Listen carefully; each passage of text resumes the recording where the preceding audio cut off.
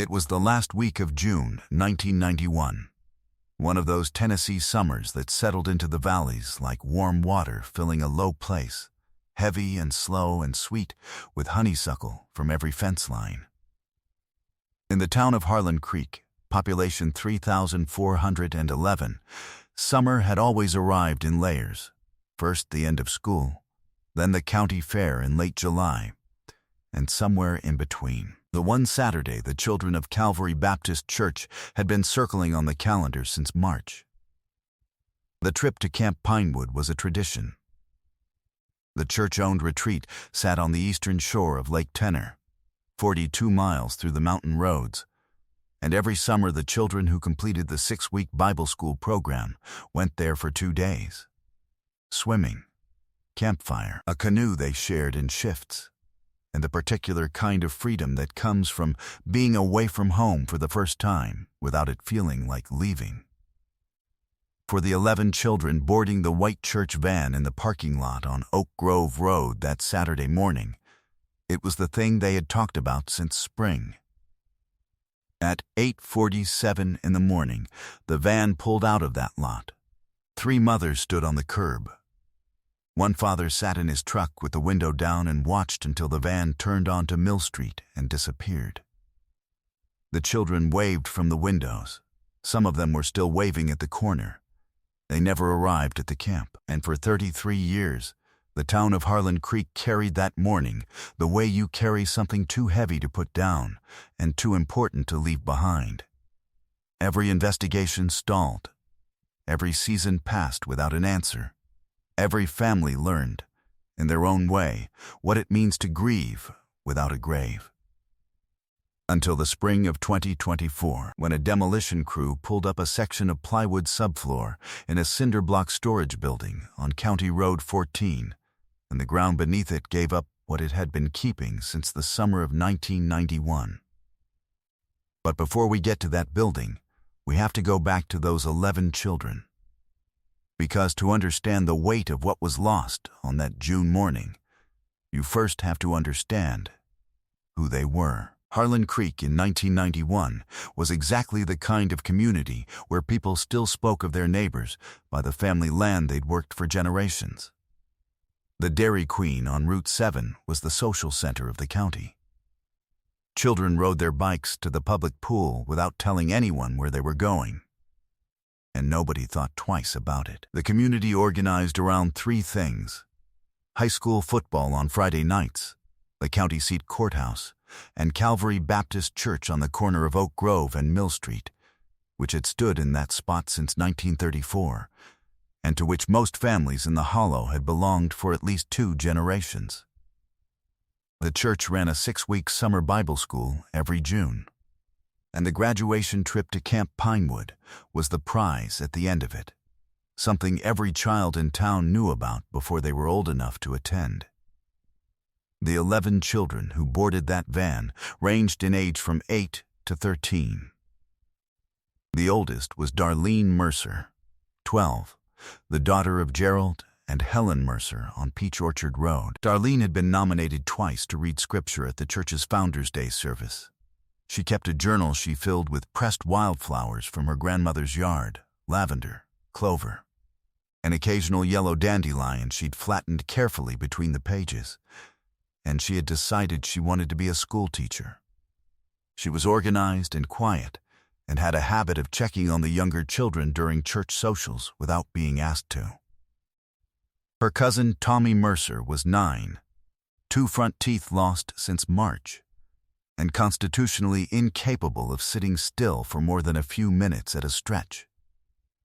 He had asked for a dog every birthday since he was 5. He had a gift for finding frogs in the creek behind the church property and introducing them to Sunday school in ways that the assistant pastor preferred not to revisit. The youngest was Anita Solano, 8 years old, the daughter of Rosa and Marcos Solano, who had moved to Harlan Creek from Knoxville in 1987. Anita had run a slight fever the night before the trip. Rosa had almost kept her home because of it.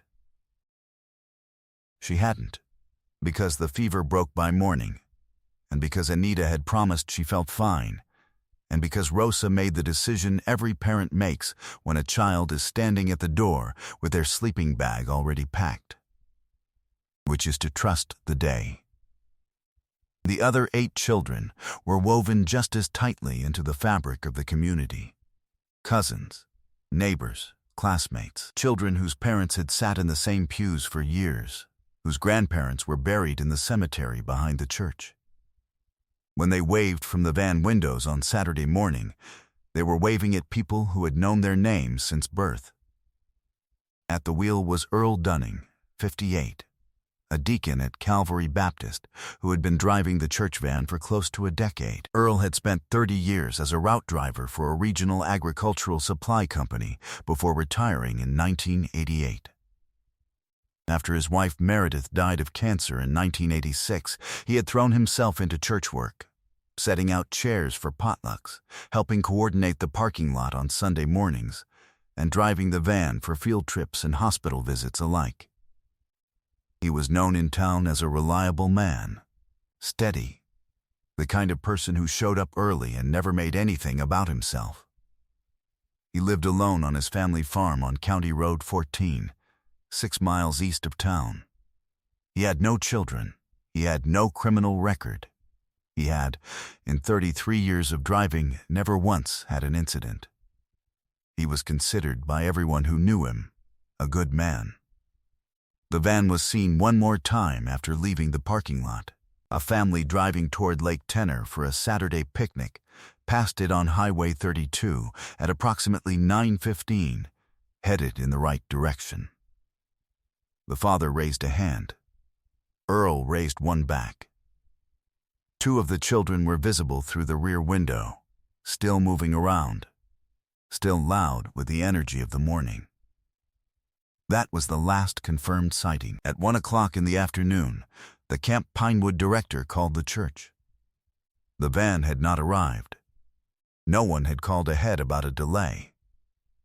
Pastor Gerald Hauser tried Earl Dunning's home number. No answer. He called the deacon board. He called 2 families whose children were on the trip, and the fear in those phone calls spread fast enough that by 2:30 that afternoon, the Meade County Sheriff's Office had received 6 separate calls reporting the children overdue.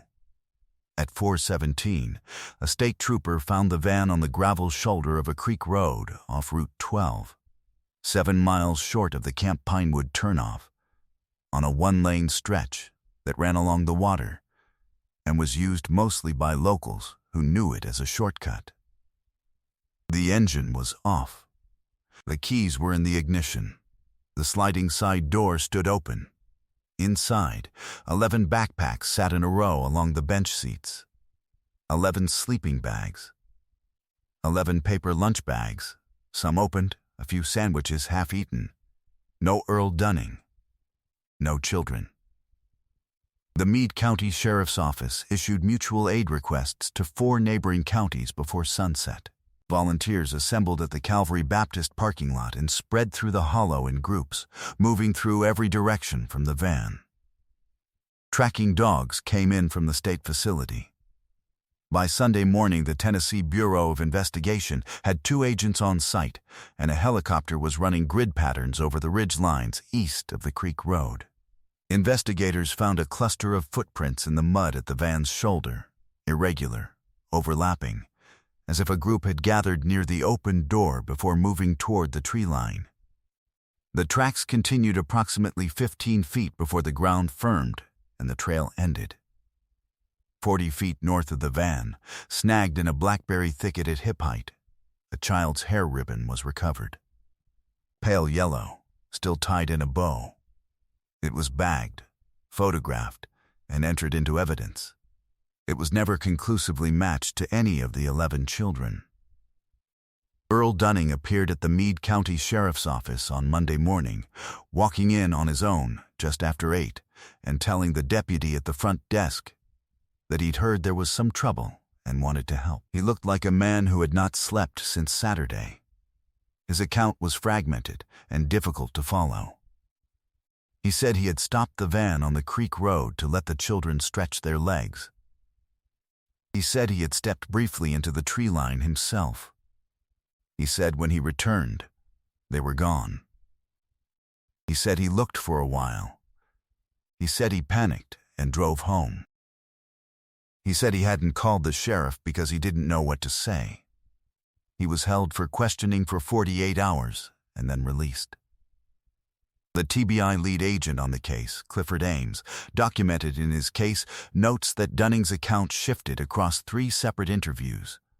The length of time he claimed to have been in the tree line changed from a few minutes to nearly 30. The exact location he described varied each time he told it, and he could not explain why his first instinct had been to drive home rather than flag down a passing car or find a payphone.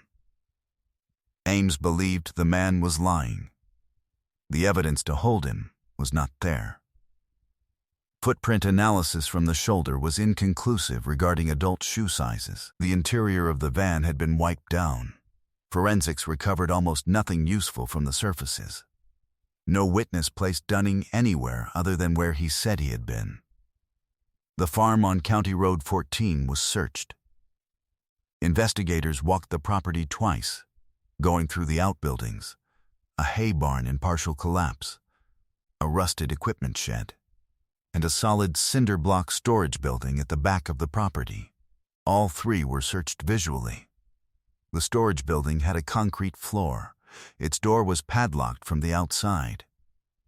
The lock showed no obvious signs of recent use. Nothing drew particular attention. Nothing was found. By October of 1991, the investigation had not produced a charge. The active team contracted. The TBI maintained oversight of the file. But the momentum had slowed in the way that momentum slows when there is nowhere left to push. Sheriff Thomas Garland told the Meade County Courier that fall that every available resource was committed to the case. What he did not say, because there was no way to say it to a county that still had 11 sets of parents waiting, was that they had run out of leads. Clifford Ames transferred to the Nashville field office in 1993. He took photocopies of the case documents with him in a cardboard box, and that box moved with him through 4 separate apartments over the following 2 decades. Earl Dunning continued attending Calvary Baptist into 1994, then simply stopped coming. No one confronted him. The community's feelings about the man had curdled without ever resolving into anything that could be spoken aloud. Without a charge, without a verdict, the town existed in a kind of suspended state, unable to condemn him outright, unable to forget the shape of their suspicion. He lived out his remaining years on County Road 14, largely alone, and he died in March of 1998 of a cardiac event found by a neighbor who had noticed his mail piling up. He was 64. He left no will, no surviving family closer than a distant cousin in Georgia, and no explanation of any kind. The years that followed were what the families of Harlan Creek's missing children would later describe, when they described them at all, as learning to live inside an open question. By 1997, 6 years had passed since that Saturday morning. Tommy Mercer's parents separated in 1995 and divorced the following year. Gerald and Helen Mercer stayed in the house on Peach Orchard Road. Helen kept Darlene's room the way it was when her daughter left for the trip. Journal on the nightstand, dried flowers pressed between its pages. The curtains Darlene had chosen herself still hanging in the window, and she would keep it that way for more than 20 years. She said once, in 2001, that she kept the room ready because she did not know what else to do. Doing something else felt like agreeing to something she was not willing to agree to. Rosa Solano moved to her sister's house in Chattanooga in 2003 after Marcos died of a stroke. When she filled out any form that asked for her address in the years that followed, she wrote Harlan Creek. She had lived in Chattanooga for over 20 years by the time 2024 arrived, but she still wrote Harlan Creek. because she said she was not yet done with the place where Anita had lived. The reward poster for information about the 11 children, taped in the window of the Route 7 Dairy Queen in the fall of 1991, stayed there for 15 years. The paper faded. The print grew pale. Nobody took it down. The owner said later that removing it had simply never occurred to her. A cold case review team out of Nashville pulled the file in 2006 and re-interviewed 4 witnesses, including the family from the Highway 32 sighting. Nothing new emerged. In 2011, the TBI formally reclassified the matter as a presumed multi-homicide with no viable living suspect and no active investigative leads. Letters were sent to the families of all 11 children. Helen Mercer was 80 years old when that letter arrived. She put it in the same drawer as the others. In February of 2024, a developer purchased the Dunning property on County Road 14. The farmhouse was slated for demolition and the acreage for subdivision. In early March, a crew arrived to clear the outbuildings. The hay barn came down first. The equipment shed after. The cinder block storage building at the back of the property was last. The crew foreman, a man named Danny Pruitt, noted as they opened the building that the interior had been renovated at some point after original construction. A plywood subfloor had been laid over the concrete, newer than the block walls by what looked like at least a decade. The subfloor had been installed carefully, screwed at regular intervals, sealed at the edges. In the northwest corner, the plywood had begun to bow downward, the way wood bows when the material beneath it has shifted or settled unevenly over a long period of time. Pruitt stopped the crew. He called the county inspector. He said he didn't know exactly what he was looking at, but something about it did not sit right. The inspector called the Meade County Sheriff's Office. A deputy arrived within 2 hours. By the following morning, April 2nd, 2024, the Tennessee Bureau of Investigation had a forensic unit on site. Ground-penetrating radar was run across the entire floor of the building. The results came back that evening.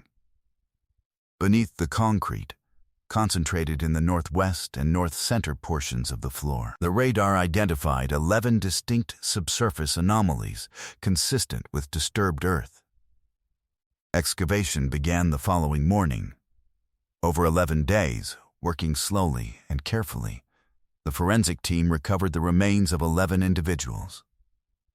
Skeletal analysis indicated ages consistent with children between 8 and 13 at time of death.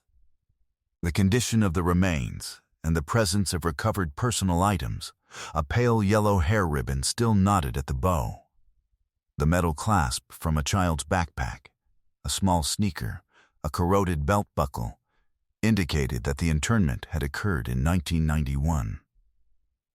The DNA comparison process took 4 months. Biological material recovered from the site was cross-referenced against family samples collected from the 11 families in 1992 as part of the original investigation and maintained in the state forensic database ever since. The first match was confirmed in late June. The last came back on August 14, 2024. 11 recovered. 11 confirmed. The calls to surviving family members were made before any public statement was released. Rosa Solano received hers on a Tuesday morning in Chattanooga. Her niece was in the next room. Rosa listened for a long time without speaking. She asked if there was any doubt.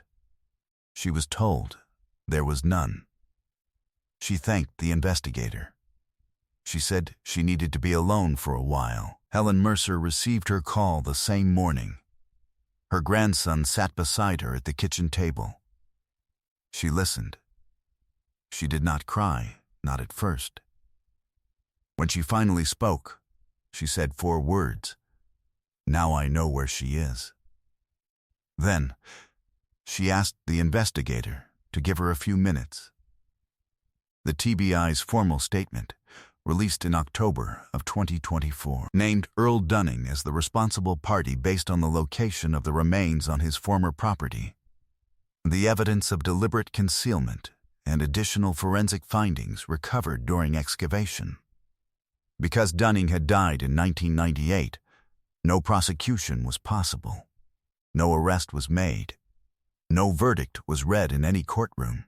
County permit records showed that Dunning had filed for an interior renovation permit for the storage building in July of 1991, 1 month after the children disappeared. Records from a building supply store 2 counties over confirmed a cash purchase of concrete materials in his name, made in early June of that same year. A neighbor, interviewed in 2024, recalled seeing his truck parked near the storage building in the weeks following the disappearance, the engine running for long hours across several evenings. She had assumed he was doing upkeep. She had thought nothing of it. He had not been hiding. He had filed the permit under his own name. He had made the purchases traceable. He had simply trusted that no one would ever think to look beneath a floor in a building that had already been searched, on a property belonging to a man who had never been charged. For 33 years, that trust held. A memorial was held at Calvary Baptist Church in November of 2024, in the parking lot on Oak Grove Road, where the van had once been loaded for field trips. Every family with a living member attended. Rosa Solano drove up from Chattanooga. Tommy Mercer's father came alone and stood near the back. Helen Mercer arrived in a wheelchair, her grandson beside her. She was 93 years old. She had waited 33 years for a morning that had a name. Darlene Mercer had wanted to be a teacher. She wrote it in her journal in careful cursive, the journal still on the nightstand in the room her mother had kept ready for 3 decades, the dried flowers still pressed between its pages. Tommy Mercer had wanted a dog. He asked every birthday without fail. Anita Solano had told her mother the week before the trip that she was going to learn to swim that summer at the Camp Lake. She had been practicing holding her breath in the bathtub. They were 11 children in a white van on a Saturday morning in June, waving from the windows, carrying paper bags their mothers had packed, and sleeping bags for 2 nights and the particular futures that belonged to them by right. None of what was taken from them can be restored by any naming, or any number of years, or any answer, however long in coming. But the floor gave it up. After 33 years, the ground gave up what had been pressed into it, and the names that had lived in a cold case drawer came back into the light, not as questions anymore, but as answers. What does justice mean when it arrives 26 years after the man responsible is already gone, and the only courtroom it ever sees is a press release and a parking lot memorial in November? And how many other floors, in how many other counties, are still holding what no one has thought to look for yet? Leave your thoughts in the comments. If you believe no case is ever truly closed, subscribe so you don't miss what comes next. More stories are waiting below. Thank you for watching.